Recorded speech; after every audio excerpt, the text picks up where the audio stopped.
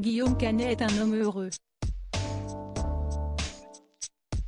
Le cinéaste français de 49 ans a réussi son pari avec l'immense projet que t'est Astérix et Obélix, l'Empire du Milieu, puisque le film jouit de très bons chiffres au box-office, signant au passage le meilleur démarrage en salle d'un film français depuis 2008.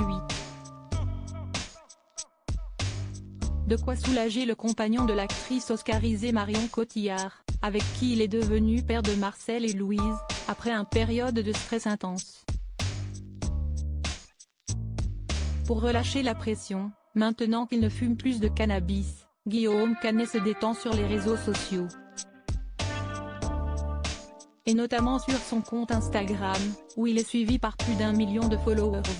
En effet, l'acteur et réalisateur a partagé une vidéo des coulisses du tournage d'une des scènes de son dernier bébé.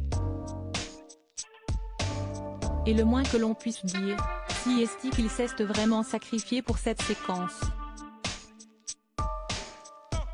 Guillaume Canet roué de coups. Dans cette publication, mise en ligne dans la journée du samedi 18 février dernier, on peut apercevoir Guillaume Canet au sol se faire frapper par deux de ses comédiens. Et ceux-ci, qui font partie du prestigieux casting du long métrage, ne sont autres que les humoristes Marc Fraise et Thomas VDB. À l'aide de leurs boucliers, qui heureusement ne sont pas en métal, ils ne se font pas prier pour rouer de coups le réalisateur durant une grosse trentaine de secondes tout de même.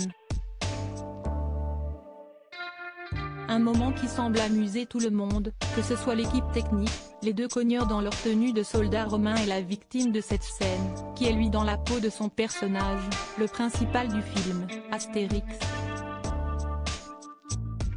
Quand Marc Fraise et Thomas VDB se font plaisir en me tapant,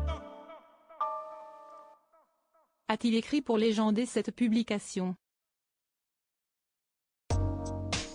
De quoi faire plaisir aux nombreux fans de Guillaume Canet sur les réseaux sociaux, alors que leur réalisateur a déjà dévoilé des images inédites de Jérôme Commandeur durant ce tournage particulièrement éreintant et s'est fendu de visites surprises dans certaines salles de cinéma qui projetaient son long métrage. Reste maintenant à voir si le succès d'Astérix et Obélix, l'Empire du Milieu va se poursuivre dans les salles obscures au cours des prochaines semaines et rentabiliser l'énorme investissement qu'il a nécessité.